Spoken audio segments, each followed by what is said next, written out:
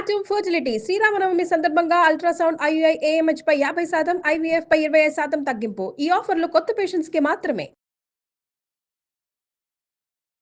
నమస్తే, మీరు చూస్తుంది సుమన్ టీవీ. నేను మీ కీర్తి. నాతో పాటు డాక్టర్ అనంతలక్ష్మి అమ్మగారు ఉన్నారు. నమస్తే అమ్మా. నమస్తే తల్లి. అమ్మ, అక్షయ తృతీయ వస్తుంది. మరి ఈ సంవత్సరం అక్షయ తృతీయ రోజు మేమంతా ఏం చేయాలి? 1,00,000కి చేరుకుంది ఈ రోజు మనం ఈ వీడియో చేస్తున్న టైంకి బంగారం. మాకు తెలిసి అక్షయ తృతీయ అంటే షాపులో పొలోమని పోవడం, బంగారం కొనుక్కొని తెచ్చుకోవడం. మీరు ఎప్పుడైనా కొన్నారమ్మా? No, you don't. కొనలేదు. మీకు అలాంటి సెంటిమెంట్స్, పాయింట్మెంట్స్ ఏమీ లేవు? కాదమ్మా, అసలు అక్షయ తృతీయ నాడు బంగారం కొనమని ఏ శాస్త్రంలో ఉంది? ఏమో, నలుగురితో నారాయణ మేము కూడా అంతే. ఎందుకంటే శాస్త్రంలో లేని దాని జోలికి వెళ్ళవలసిన అవసరం లేదు. బంగారం కొనాలి అంటే అక్షయ తృతీయ ఎందుకు? ఎప్పుడైనా కొనొచ్చు. మనకి ఎప్పుడు కావాలంటే అప్పుడు కొనుక్కోవచ్చు. ఊరికే కొనుక్కుని బీరువాల్లో పెట్టుకుని లాకర్లు నింపుకుని ఏమైందో రేపు పొద్దున లాకర్లు ఏమవుతాయో అని ఇక్కడ టెన్షన్ పడే బదులు లాకర్లను కూడా సేఫ్ కాదనేటటువంటి పరిస్థితి వచ్చింది కదా. దాని బదులు మనకి ఎంత కావాలో అంత ఇప్పుడు కావాలంటే అప్పుడు తీసుకుంటాం. ఎక్కడ మా రెక్కలు, దానికి మామూలు రెక్కలు వస్తున్నాయా? రోజు రోజుకి రెక్కలు వచ్చేసాయమ్మా. అవసరానికి పడుంటది కదా అని అంతంత జమ చేసుకున్న వాళ్ళు కూడా ఉంటారు కదమ్మా. పిల్లల పెళ్లిళ్ళు అవి గట్రకి పనికొస్తాయని. అవసరానికి ఎంత కావాలో అంత ఎప్పుడూ వస్తుందమ్మా. అంతేగాని బోలెడు కావాలనుకునేటప్పటికే సమస్య. అత్యాశకు పోవద్దంటారు. అత్యాశలకు పోవడమే. నిజానికి అక్షయ తృతీయ నాడు బంగారం కొనమని చెప్పాల. మరి అక్షయ తృతీయ నాడు ఏం చేయమన్నారంటే గంగా స్నానం చేయమన్నారు. ఓ, గంగ మనకి ఎక్కడ దొరుకుతుంది? కానీ గంగాదేవికి ఎంత అనుగ్రహం అంటే మనం ఒక బకెట్ లోనో బిందెలోనో నీళ్లు తీసుకుని గంగే గంగే గంగే అని ఆవిడ సంబోధన, అంటే సంబోధన ప్రథమ విభక్తిలో గంగే అని వస్తుంది. గంగే గంగే అంటూ 3 సార్లు చెయ్యిలా ప్రదక్షిణంగా తిప్పితే నీళ్లు కదులుతాయి కదా. అలా తిప్పగానే గంగా నది అందులో వచ్చి కూర్చుంటుందిట. అంచేత హాయిగా దాంతో స్నానం చేసి ఇంట్లో లక్ష్మీనారాయణ పూజ చేసుకోమన్నారు. కొంతమంది త్రిలోచన గౌరీ పూజ చేస్తారు, అంటే శివుడు పార్వతి. ఇలా మీకు నచ్చినటువంటి దైవాన్ని పూజించుకోండి. ఆ రోజున వీలైతే ఏది చేసినా అక్షయంగా ఉంటుందని కదా చెప్పారు. కనుక అక్షయంగా ఉండేటటువంటి పనులు చెయ్యండి. ఏమిటది? ఫర్ ఎగ్జాంపుల్ తీపి పంచండి, విసిన కర్రలు ఇవ్వండి, ప్రపాదానం చెయ్యండి, తెల్లని నూలు వస్త్రాలు, గొడుగు, చెప్పులు దానం చేయమని చెప్పారు. వచ్చేటటువంటి వేసవి కాలం కదా, అంచేత చెప్పులు దానం చెయ్యండి. ఆ చెప్పులు వేసుకుని నడుస్తూ ఉంటే ఎండ వేడిమి వల్ల నేల కాలి కాళ్ళు మండకుండా ఉన్నప్పుడు అబ్బా ఈ చెప్పుల వల్ల నాకు ఎంత సుఖం కలిగింది అని చెప్పులు వేసుకున్నవాడు అనుకుంటే ఆ సుఖానుభూతి చెప్పులు ఇచ్చిన మనకొచ్చి ఆ ఒక్కరోజు కాదు, దాని వల్ల వచ్చే పుణ్యఫలం అక్షయంగా ఉంటుంది. ఎంత తీసినా ఇంకా తరగకుండా అలా ఉండనే ఉంటుంది. అటువంటి దానాలు చెయ్యాలి. అక్షయంగా ఉంటుంది. ఏం చేసినా అక్షయంగా ఉంటుంది. విసిన కర్రలు ఇవ్వమన్నారు.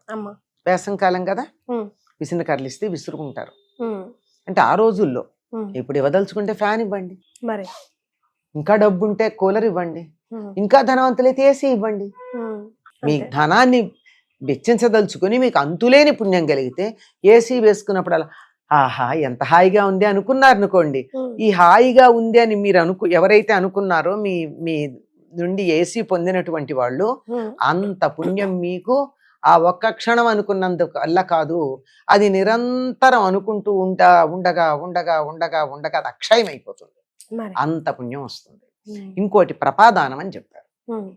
ప్రప అంటే చలివేంద్రం, ఉదకుంభదానం, నీళ్లు నిండినటువంటి కుండ. ఏం చెయ్యాలి? ముందుగానే కుండను కొని తెచ్చి 2 రోజులు నీళ్లు పోసుంచి ఆ నీళ్లు తీసేసి, ఎందుకంటే వెంటనే వాడకూడదు కదా, తర్వాత తాగడానికి యోగ్యంగా ఉండేటట్టుగా అది తయారైన తర్వాత దాని నిండా నీళ్లు నింపి పైన మూకుడే మూత పెట్టి, ప్లేట్ కాదు మూకుడు పెట్టాలి, మూకుడే, కుండతో పాటు మూకుడు ఉండాలి, అంటే మట్టితో చేసింది. వీలైతే అందులో సుగంధభరితమైన నీరు నింపాలి. అంటే కొంచెం ఆలుకల పొడి, కొంచెం పచ్చకర్పూరం, ఇట్లాంటివి. మంచి గంధం అంటే పౌడర్ కాదు, ఇంట్లో గంధపు చెక్క ఉంటే దాన్ని అరగదీసి ఇంతమ్మ చిటికెడు, లేదా 2 గులాబీ రేఖలు, తులసి ఆకులు ఇటువంటి వేసి ఈ నీళ్లతో నిండినటువంటి కుండని దానం ఇయ్యాలి. మీరు వెండి బిందెలు, రాగి బిందెలు, స్టీలు బిందెలు కాదు ఇవ్వాల్సింది, కుండ మాత్రమే. అలాగే ప్రప అంటే చలివేంద్రం, ఎక్కడన్నా ఒక పందిర్లాగా వేసి కుండలతో నీళ్లు పెట్టి దారిన వస్తూ పోయే వాళ్ళందరికీ నీళ్ళు ఇచ్చే ఏర్పడదని చలివేంద్రం అంటారు. అది చెయ్యొచ్చు. ఈ రోజుల్లో చాలా మంది మజ్జిగ దానం చేస్తారు. దాహం తీరుతుంది, అలసట ఉండదు, చక్కగా కొంచెం చిటికెడు ఉప్పు, ఒక నిమ్మకాయ పిండి, జీలకర్ర, సుగంధాలు వేస్తే వేయచ్చు. ఇవన్నీ వేసినటువంటి దాంతో చక్కని నీరు. ఇది తప్పనిసరిగా చేయాల్సినటువంటివి. తెల్లని వస్త్రాలు ఇవ్వాలి, నూలు వస్త్రాలు, సింథటిక్ ఇవ్వకూడదు. కాటన్ అంటే వేసవికాలం కదా, గొడుగు ఎండలో పెడుతుంటే ఎండ అలసట తెలియకుండా ఉండడానికి గొడుగు ఇవ్వి దానం చేయమన్నారు. దీంతో పాటుగా పెరుగన్నం, దధ్యోదనం. అంటే అన్నంలో దధ్యోదనం అంటే అన్నం తీసుకొచ్చి పెరుగులో కలిపితే దాన్ని దధ్యోదనం అనరండి. పెరుగులో వేడి అన్నం వేయాలి. వేడి అన్నం పెరుగులో వేస్తే ఒకలాంటి వాసన వస్తుంది. చాలా మందికి నచ్చదు, నాకు కూడా నచ్చదు. దాంట్లో కొంచెం ఉప్పు వేసి తినకూడదు అంటారు కదా, పెరుగు వేడన్నం కలిపి తినకూడదు అంటారు కదా. మనం అన్నంలో వేడన్నంలో పెరుగేసుకోకూడదు, పెరుగులో వేడన్నం వేయచ్చు. అట్లా కూడా ఉంటుందా? తేడా వచ్చింది కదా. ఆ వాసన ఏదైతే ఉంటుందో దానివల్ల చలవ చేస్తుంది. శరీరంలో ఉన్నటువంటి మేహపు ఉడుకు అంటారు, అటువంటిది ఏదైతే ఉందో అదంతా పోతుంది. దాంట్లో చిటికెడు పసుపు, ఉప్పు, సొంఠో, అల్లము వేసి దానిని సరే మనవాళ్ళు దానికోసం సరదాగా తిరగమూతలు కూడా పెడతారు. పెట్టాల్సిన పని లేదు, పెడితే మంచిదే. ఇటువంటిది దానం ఇయ్యాలి. పెరుగన్నం, దధ్యోదనం అంటే పెరుగు అన్నం విడివిడిగా కాదు, ఇలా తయారు చేసి తర్వాత మిఠాయి పంచాలి. ఎందుకంటే వేసవి కాలంలో శరీరంలో ఉండేటటువంటి శక్తి అంతా కూడా చెమట రూపంలో పోతుంది. అందువల్ల మిఠాయి పంచాలి. ఇవి తప్పనిసరిగా చేయవలసింది. ఈ రోజు ఏ దానం చేసినా అక్షయమైనటువంటి ఫలితం ఉంటుంది గనక బంగారం దానం చేయడం శ్రేష్టం అన్నారు. దానం చేయమన్నారా, కొనుక్కొచ్చుకోమనలేదా? లేదమ్మా. ఇప్పుడు అర్థం కాని విషయం చాలా మందికి తెలియంది ఏమిటంటే, ఇవాళ బంగారం కొంటే ఎప్పుడు బంగారం కొంటాం అంటున్నారు కదా. బంగారం కొన్నప్పుడు ఏం చేస్తున్నారు మీరు? ఇంట్లోంచి డబ్బు ఇస్తున్నారా లేదా? పోతుంది కదా మరి, అక్షయంగా పోతూ ఉంటుంది. వస్తువు వస్తుంది కదమ్మా. వస్తువు వస్తే వచ్చింది, పోవడం కూడా జరుగుతోంది కదా. దానంతరం అది వచ్చేది ఏదైనా ఉండాలి. ఇంత ఇస్తే ఇంత వచ్చేది ఉండాలి గాని ఈక్వల్ గా ఇస్తూ పోతూ బ్యాలెన్స్ చేసుకుంటూ పోయేది. డబ్బిచ్చి బంగారం వస్తోంది అంటే అది రేపైనా చేయొచ్చు, నిన్నైనా చేయొచ్చు, 10 రోజుల తర్వాత అయినా చేయొచ్చు. అంతే కదా. మరి అట్లాంటిది ఇలా చేయడం ఏదైతే ఉందో ఇది బంగారం దానం ఇవ్వమన్నారు. ఎందుకు బంగారం దానం ఇవ్వమన్నారంటే సువర్ణం అన్నిట్లోకి చాలా శ్రేష్టమైనటువంటి లోహం బంగారం. తర్వాత ఆత్మకారకమైనటువంటి లోహం కూడా బంగారమే. అందుకే ఒంటి మీద కొద్దిగా అయినా బంగారం ఉండాలంటారు. ఆ బంగారం ఉన్నప్పుడు మాత్రమే నేను అన్న ఊహ ఉంటుంది. తప్పనిసరిగా తన గురించి తనకి ఒక నేను అన్న అహం ఏదైతే ఉందో అది ఉండడానికి కారణం బంగారం.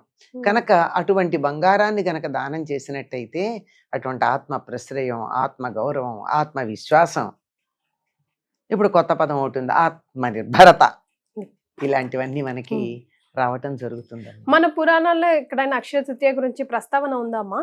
ఉన్నదమ్మా. ఈ రోజున చెప్పులును గొడుగు దానం చేసి దానికి సంబంధించి జమదగ్నికి సంబంధించినటువంటి ఇతివృత్తం ఒకటి ఉంది. ఈయన అభ్యాసం చేస్తూ ఉంటే రోజు బాణాలు వేస్తూ ఉంటాడు. ఆ బాణం తీసుకొచ్చి వెనక్కి ఇస్తూ ఉంటుంది ఆయన భార్య రేణుకాదేవి. ఇస్తూ ఉంటే ఒకసారి కాళ్ళు మండుతున్నాయి ఆవిడికి. మండుతూ ఉంటే సూర్యుడిని ఇంత వేడిగా ఉండడం వల్ల కదా ఆవిడ బాణాలు తెచ్చివ్వడానికి బాధపడుతోందని సూర్యుడి మీద కోపం తెచ్చుకుంటే, సూర్యుడు నువ్వు అట్లా అనుకోకు, నా ధర్మం నేను చెయ్యాలి, దానివల్ల ఉపయోగాలు కూడా ఉన్నాయి కదా మరి, అందుకని ఈ ఆతపాన్ని నుంచి రక్షించటానికి నీకు 2 ఇస్తున్నాను అని చెప్పి గొడుగు చెప్పులు ఇచ్చాడని చెప్తారు. ఇంతకు మించి ప్రత్యేకంగా ఇలా చేసింది కాదు అని ఇలాంటివి ఏం లేవు. కానీ ఉత్తర దేశంలో మాత్రం ఒక కథ ఉంది. ఒక ధర్మాత్ముడైనటువంటి కోమటి చాలా ధర్మ మార్గంలో ఉండేవాడు, గురువుల పట్ల భక్తి ఉండేది, అంతా బాగానే ఉంది. కానీ హానిగా ఉంది ఆయనకి. అంటే జీవితం గడవడం హ్యాండ్ టు మౌత్ అంటారే అట్లా ఉంది. ఎవరో చెప్తారు అక్షయ తృతీయ నాడు గనక ఇలా గంగా స్నానాధికాలు చేస్తే ఫలితం ఉంటుంది అంటే, చాలా శ్రద్ధగా ముందురేజే ఆలోచన చేసుకుని మర్నాడు ఉదయమే గంగా స్నానానికి వెళ్ళి వచ్చి లక్ష్మీనారాయణ పూజ చేసి లడ్డూలు తయారు చేసి విసనకర్రలు లడ్డూలు చాలా మందికి దానం ఇచ్చాడు. అక్కడి నుంచి అతడికి ధనం ఎంత వచ్చిందంటే చెప్పలేనంత ధనం. అలా ధనం వస్తూనే ఉంది, దానాలు చేస్తూనే ఉన్నాడు, వస్తూనే ఉంది, దానాలు చేస్తూనే ఉన్నాడు. అసలు అతని ధనం తరగడం అన్నది లేదు. తర్వాత ఈ పుణ్యం వల్ల అతడు కుశవతి అనే నగరంలో చాలా ఒక క్షత్రియుడిగా జన్మించి అప్పుడు కూడా ఇది మానకుండా చేస్తూ ఉన్నాడు. ఇది అందరూ ఇలా చేయడం శ్రేయస్కరం అని చెప్పడం జరిగింది. రైట్. ప్రతిదానికి మనం కథ చెప్పుకుంటాం కదా, ఈ ఫలితం ఏమిటి? అక్షయ తృతీయ రోజు బంగారం కొనుక్కోవడం కాదు, దానం చేస్తే మంచిది అని తెలుసుకున్నాం మనం. అండ్ అసలు ఏం చేయాలి ఏం చేయకూడదో కూడా తెలుసుకున్నామమ్మా. Thank you so much. నమస్కారం.